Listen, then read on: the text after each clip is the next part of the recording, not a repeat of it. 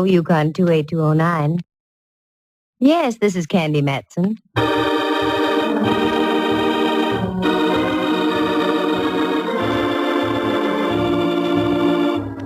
The National Broadcasting Company presents Candy Matson, Yukon 28209.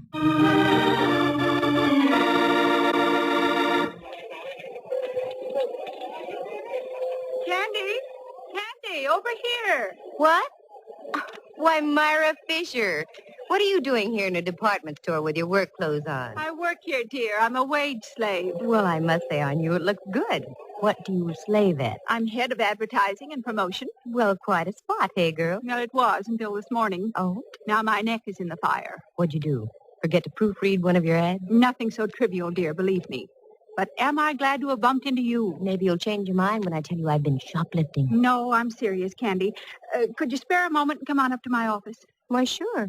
And wipe that frown from off your brow. It's wrinkling your makeup. Well, yours would wrinkle, too, if you had a missing Santa Claus helper on your hands.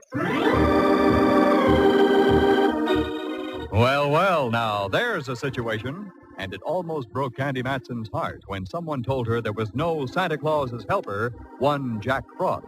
Listen, here she is now to tell you about it. That's right, what the man said. I ran into a deal where we had a missing Santa Claus helper, Jack Frost. The gent with the icicles was supposed to talk to the tiny tots at the Brownstone, one of San Francisco's larger and classier department stores. I'd gone down there that afternoon shopping. I wanted a bow tie for my old pal, Inspector Ray Mallard of the San Francisco Police Department.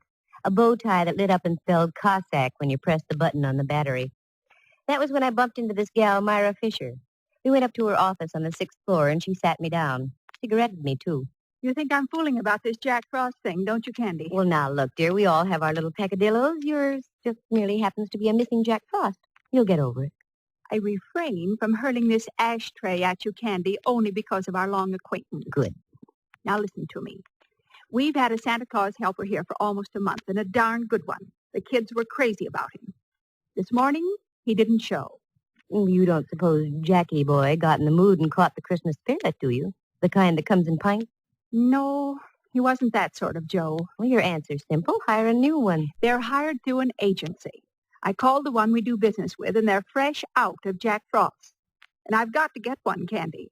Otherwise, I come down 10 notches in the opinion of the brass. I don't want you to think I'm unsympathetic, Myra, but what can I do? Would you get around? You know people. Find me somebody, anybody, who'll take over the job of being Jack Frost. Well, okay. I'll do the best I can, Myra. Candy, you're a dear. Yeah, one of Santa's dears. Okay, I'll try and find you a Jack Frost, Myra, but don't hold it against me if he turns out to look more like Humpty Dumpty.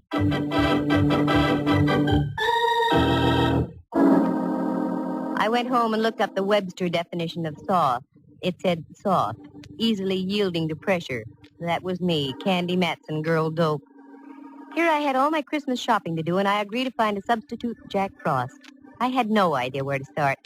So I changed into something red and green for a stop and go, also for Christmas, and went over to see my friendly advisor, Rembrandt Watson. Rembrandt is a photographer, and excellent, too, now that he doesn't have the sherry shivers or the pork palsies.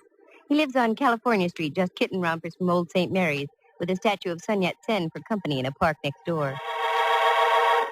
Candy doll, how delightful. Do come in, won't you? Thanks, Rembrandt. Oh, Pet, you're acquainted with my friend Diogenes Murphy, aren't you? Oh, yes. Hello again, Mr. Murphy. Well, good afternoon, lad. You look prettier than you did the last time I saw you. Uh-oh, here comes the blarney.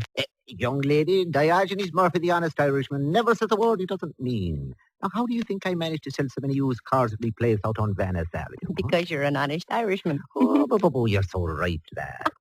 Incidentally, if you need a good car, I can get you one at a very reasonable... Diogenes? Oh, sorry, I got carried away. I didn't mean to barge in on you like this, Rembrandt. Don't be ridiculous, dear. No, don't be. Think nothing of it, lad. I'm on my way now. Rembrandt and I were only discussing the situation of the world. And to what conclusion did you come? It stinks. The bottom of the afternoon to the both of you. Oh, he's quite a boy. Yes, I'm very fond of Diogenes. What brings you around this way, dear? Jack Frost. Yes. Now, getting on with our conversation, what brings you around this way, dear? Jack Frost. Maybe the needle's bad. Shall we try again? I know how you feel. I reacted the same way myself. I'll give you the pocket-sized edition. The Brownstone department store is without a Santa Claus helper, Jack Frost. He didn't show up for work this morning. I said I'd find him a new one. Well, that's very sweet of you, Dove. Very dumb of me, Dove. I know of only one character who even remotely looks like Jack Frost. I met him up in Alaska when I was traveling with the USO. Won't do you much good down here, will it? No, that's why I came to see you, Rembrandt. Don't you keep a cross-file on models you've used in photography? As a matter of fact, I do. Here in this little book. Let's see. Men, thin, extremely. I have just one, Pietro Tarantello. Would you care for a Sicilian Jack Frost? In Sicily, yes. Hey, what's that? Where? On that chair next to you. Oh, that's the afternoon paper, dear. Diogenes left it, I imagine. Yes, but on the front page. Here's the whole story about the missing Jack Frost on the front page. Ooh, what he got in his Christmas stocking. A slug through the head. That's no way to treat Jack Frost. And here's a picture of the guy without his false icicles. What the ham? Looks like he stepped right out of an 1890 Shakespearean play. I hate to say this, Rembrandt, but he resembles you. I take back what I said. Rembrandt. Divorce yourself from that tone of voice, Candy. I don't like it. Rembrandt, I've got an idea. You usually do. You like little children. Can't stand them. You like to talk to people. I abhor conversation. You like to be charming. Lost me charm. Gay. Lost me gay. With the help of a few icicles, Ducky, you're going to be Jack Frost.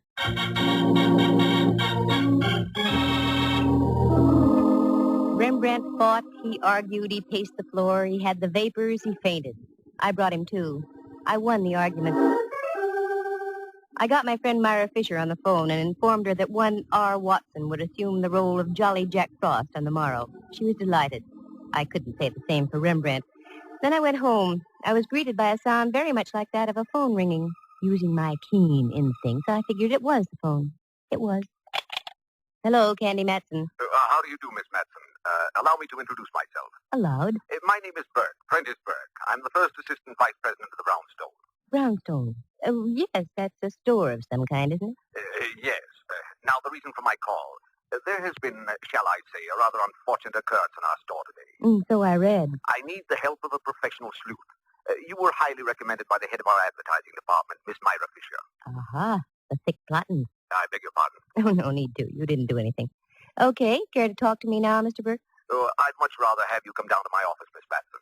This matter is of an extremely confidential nature. I'm your girl, then, figuratively speaking.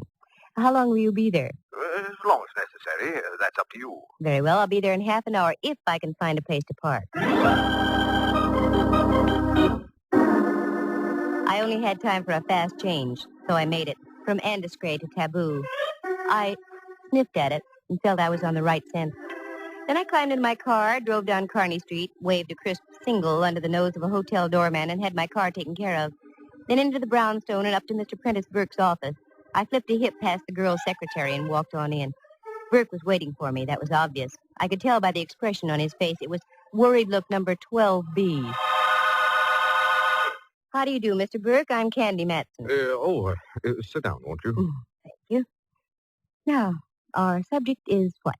A man named Jordan. That's on another network. I beg your pardon? Oh, that's all right. Now about this Jordan. Yes, Ralph Jordan, to be exact. Well, that's a relief. For a moment, I thought you wanted to talk about Jack Frost. That's just it. He was Jack Frost. Oh, me and my big mouth.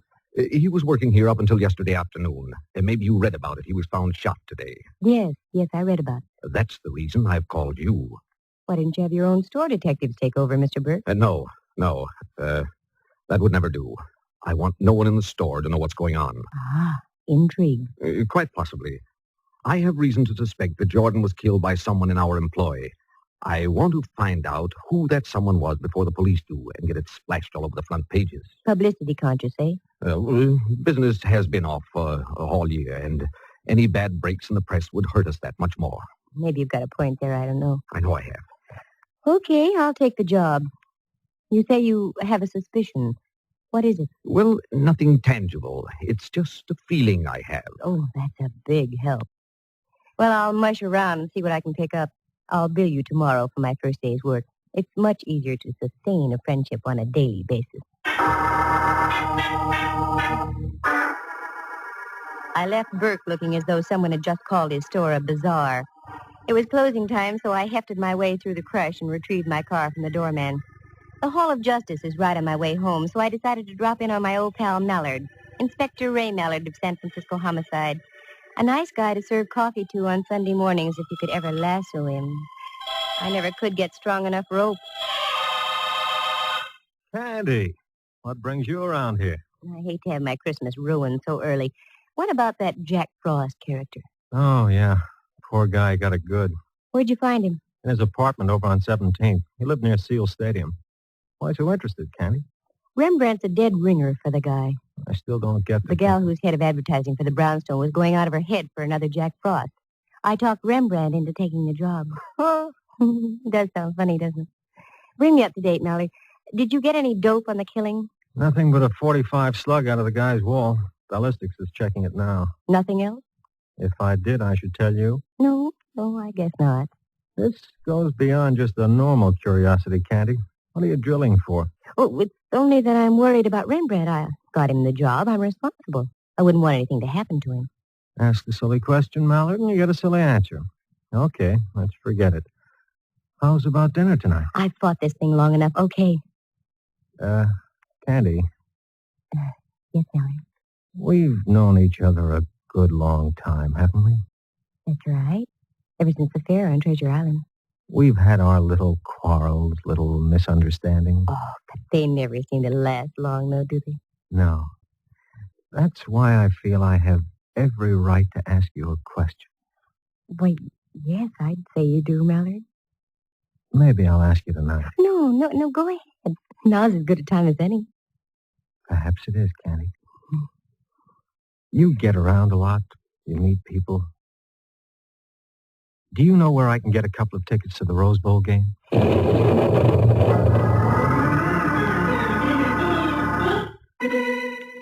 My brain lit up like a Roman candle. I stormed for the door, turned back, stood there, my jaw waggling helplessly. Then I stuck my tongue out at Mallard and left. It was the only thing I could think of doing. Oh, he can make me so mad. But inside half an hour after I got home, I started to laugh. Felt much better. Just as I was puttering around getting ready, the apartment buzzer buzzed. That Mallard, much too early. But I was wrong. It wasn't Mallard. Well, Myra, what a surprise. Do come in, won't you? No, thanks, Candy. A friend of mine's waiting in his car outside. He's driving me home. Oh, I'm sorry. You can't stay for a moment? So, my dear, I just dropped by to leave this. Merely a little token of thanks for getting me off the hook. Oh, Myra, there wasn't any need to do that. Just a few pair of old stockings, dear. Getting me my new Jack Frost means more than you know. Here, please take them, along with my very deepest thanks. Oh, thanks so much. A girl can always use them. Are you all set with my friend, Mr. Watson? Oh, yes. He came in this afternoon and filled out his withholding tax and so on. Very nice. I think you'll find him very efficient, Myra. Oh, what's the matter? Pardon me. I didn't mean to frighten you. Oh, Mallard. Silly of me. I must have jumped a foot. Oh, that's all right. He frightens me, too. Myra, I'd like to have you meet Inspector Mallard. Inspector, Miss Fisher. How do you do? Oh, fine, thank you, now that I've caught my breath. Do forgive me, Candy, but I must rush. See you soon, I hope. Tomorrow, Myra, I'll be down to see how my lad's doing as Jack Frost. Thanks for the stockings. Well, aren't you going to invite me in? No, I'm not. Here's my coat right here. What's our hurry? Come on, let's go. I'm starved. I thought we could have a cocktail here before we left. You thought wrong. 2 tickets to the Rose Bowl. From now on, you earn your cocktails, Mallard.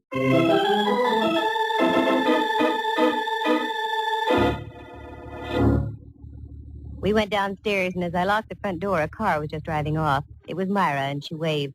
And driving, if these tired old eyes hadn't deceived me, was Mr. Prentice Burke, vice president of the Brownstone. Well. Oh, well. Mallard and I climbed into our car and drove out to the Cliff House. It was that kind of an evening.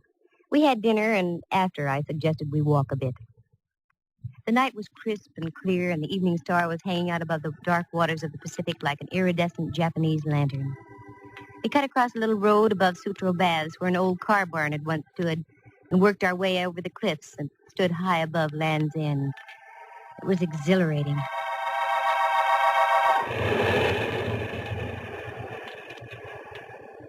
Penny for your thoughts, Candy. Inflation is still here. All right, make it 2 pennies. Well, I was just thinking, Mallard, dear, when you see a star in the sky, soft water below, feel Christmas in the air, how can there be violence in the world? An age-old question, pal. One I can't answer. I'm too small.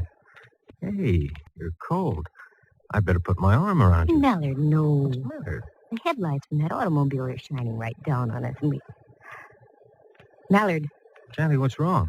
got your flashlight with you? Sure. Also my gun and my handcuffs. Anything else we need? A mortar, maybe? The lights from that car. They shone on something. Down there, under that tree. Oh, Candy, just for once, can't you stop digging up a mystery? Be human? I am being human. Come on, Mallard. I want to see what's under that tree.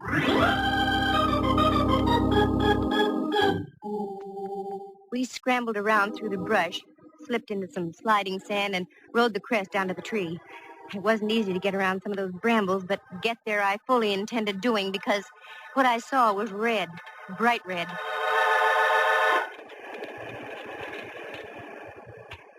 You okay, Candy? Nothing that a new pair of nylons won't fix. Shoot the flashlight over this way a bit, Mallard. There. That's it. Now, do you think I'm dreaming things up? What is it? Wait till I hold it up. Wow. Looks like some kind of a costume. Right. And look, if those aren't bloodstains, I'm a Labrador retriever. No, you're Candy Matson. Those are bloodstains. How was your boy dressed when you found him? Torn slacks, sweater, shoes, no socks. This was most likely his costume, then. Yeah. Don't move around too much, Candy. I want to have a good look at the ground. Hey, what are you doing down there? Who's that? The police. Now get up here and don't try any tricks. That's all right, officer. This is Inspector Mallard. Homicide. Oh, sorry, Inspector. That's all right. Stay right where you are. We'll be right up. Now, this is a break, Candy. I want you to drive me to a phone. I'll leave the officer here to guard the place. You can go home. I've got work to do here, okay? Yeah, sure. And for once we had dinner before you had a chance to break the date.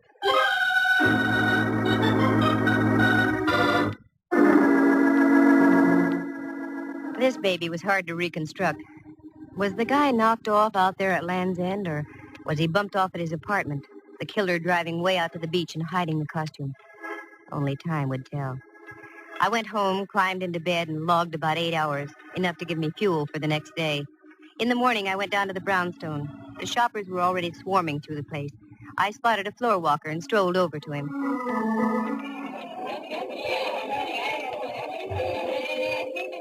Pardon me, sir. I said, pardon me, sir. I'm very busy, young lady. Make it as brief as possible. You do work here, don't you? Of course. You are the floor walker assigned to this section? That is correct. Come to the point, please. Well, I've a good mind to report you. As you wish. As I said, I'm very busy. Now, what is it you wanted to know? The words are like gall in my mouth now, but where do I find Jack Frost? Right over there, in the back, 2 aisles over. Thank you. Not at all. Very much. Of all the high-handed characters, people like that make me steam. I was getting up a full head of dander, but it simmered out before I had a chance to boil over.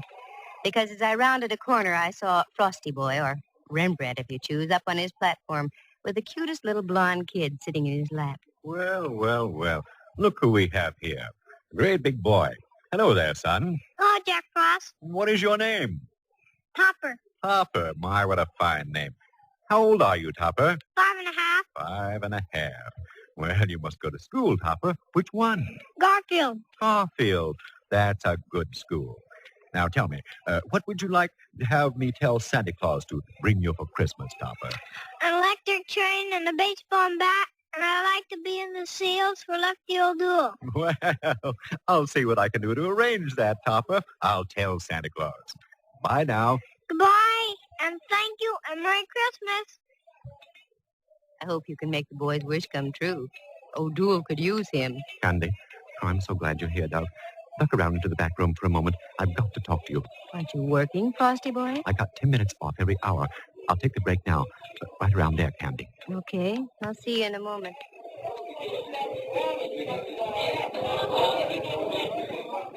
What's the matter, Rembrandt? Even under those icicles, you look warm under the collar. Here, look at this. Every now and then, one of these moppets toddles up to me with a Christmas letter in its hand. A little red-headed girl handed me this about half an hour ago. I've been shaking ever since. Let me see. Dear Jack Frost, a word to the wise is sufficient. When you take your lunch hour, keep on going. Don't come back. Otherwise, you'll meet the same fate as your predecessor. Just about what I expected. Candy, you mean to say that you're deliberately using me as a sacrificial lamb? By no means, Ducky. Go ahead, take your lunch. Then do as the note says. Keep on going. As a matter of fact, why don't you take off now? I'll meet you at your place in about an hour. That's the best news I've heard since Nelson's victory at Trafalgar.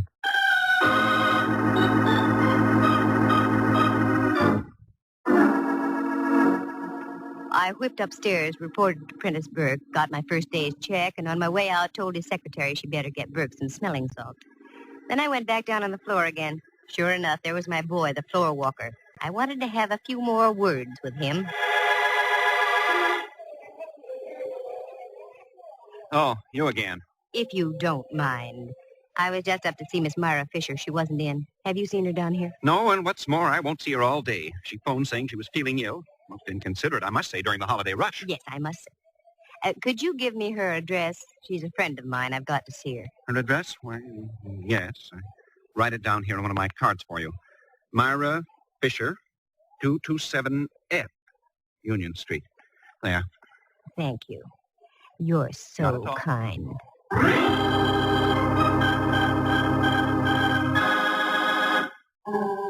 I had all the ammunition I wanted. A check signed by Burke and a card written by the floor walker. His name was Simon Liggett. With that, I ducked into a phone booth and called Mallard. Homicide, Mallard speaking. Good boy. This is Candy. What did you find out at Land's End last night?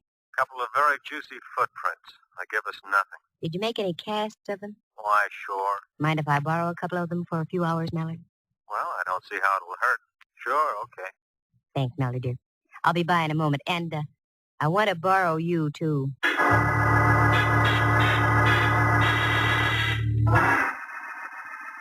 I stopped by the Hall of Justice, got the cast of the footprints, shoved Mallard into the car, and then picked up Rembrandt. The thing was only a hunch, but my hunches have paid off, so I never ignore them. First, we went out to an address on 5th Avenue near Clement. We got in the back door and went to work. Nothing made sense there. So we drove over to Reseda Way in the marina. Again, we got in and did some sleuthing.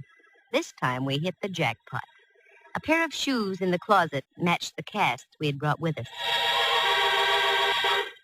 Rembrandt, go out in the kitchen and see if this place has any ketchup. I'm not hungry, Dub, but look. What are you up to, Candy? We've got enough to swing a case here. I'm working for a voluntary confession, Mallard. Tell me, what was the position that the Jack Frost was in when you found him dead? In a chair, like that one. His head slumped down on his chest. Good. Here's the concept, Dove. When are you putting it on? You. What? Without the bun or relish, Ducky. Sit down there, will you, Rembrandt? Now, just go limp and let your head hang down. That's it. Now for a little seasoning. Oh, Candy, you're smearing me with this sticky stuff. Oh, no, for the sake of art. Hold still. There. How does he look, Mallard? Why, Candy, it looks like the same guy, the real thing. Good. Now, Rembrandt, you just sit like that. Don't move. Mallard, you duck into that closet over there, and I'll hide in here. We've got a good view of the front door from both places, okay? Okay. There are times, Candy, when I admit I admire your genius. Genius schmenius. Come on, let's hide.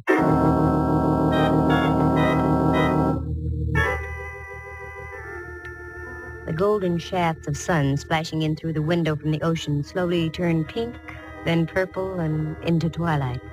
The minutes ticked on. Once...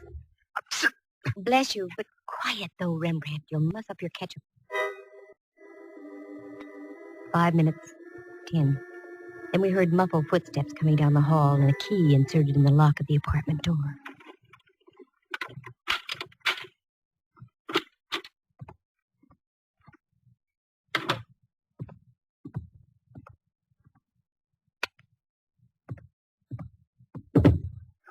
No! Oh, no! It can't be. The old fool I killed. No! Okay, buddy, that'll be about enough.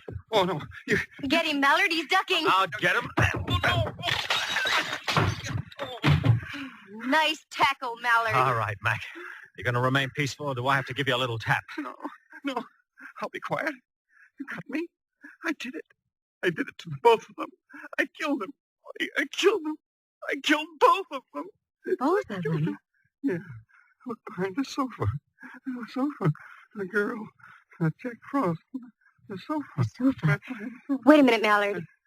I had to do it. I couldn't. Oh. But they were going to do it. Oh, Mallard. More trouble, Candy? I killed both of them. I'm glad I did. Yes. An old friend of mine. The late Myra Fisher.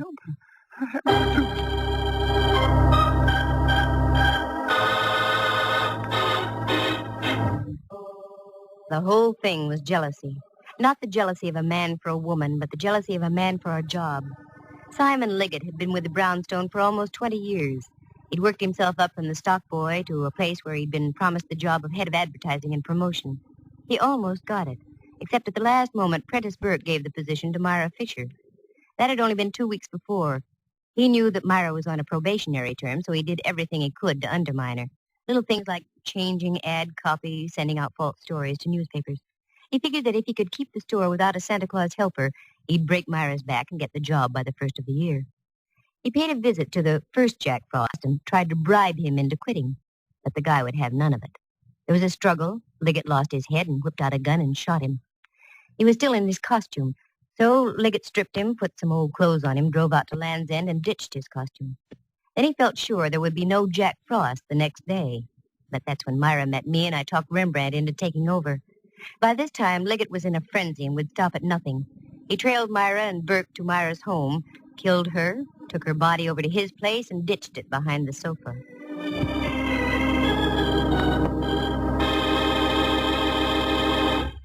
The next morning, he wrote a note to Rembrandt and gave it to one of the little girls waiting in line to see him. Fear and envy were taking their toll on the poor guy's mind. I wanted to compare the handwriting, so I had Burke write me a check and Liggett write Myra's address on a card. Also, we had the footprint cast. Between the two, everything pointed toward Liggett. That's when I staged my little parlor charade with Rembrandt playing the part of a corpse. The sight, with Rembrandt's resemblance to the dead Jack Frost, would shatter anybody into a confession. But Christmas, in spite of everything, is a lovely time of year. And there is a Santa Claus. 3 of them for me, as a matter of fact. Mr. Prentice Burke, who sent me a very nice check for my efforts. Rembrandt Watson, who, out of sheer love for the job, went back to playing Jack Frost for all the kids at the Brownstone. And last but not least, Inspector Ray Mallard. He gave me a Christmas sock, right on my mouth, just where any well-placed Christmas sock should go.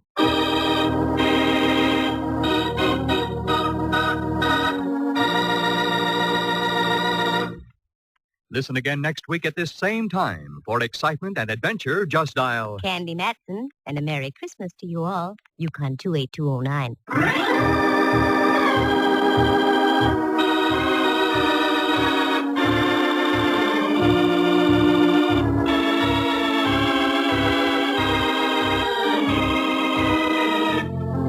Heard tonight were Helen Klebe as Myra Fisher, Lou Tobin as Prentice Burke, and John Grover as Simon Liggett.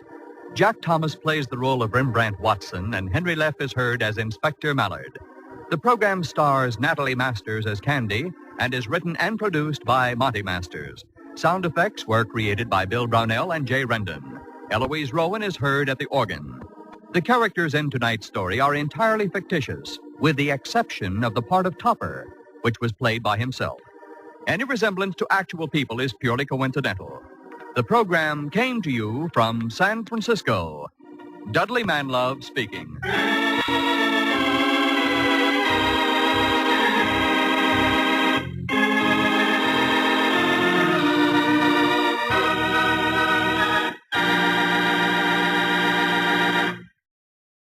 You are tuned for the stars on NBC.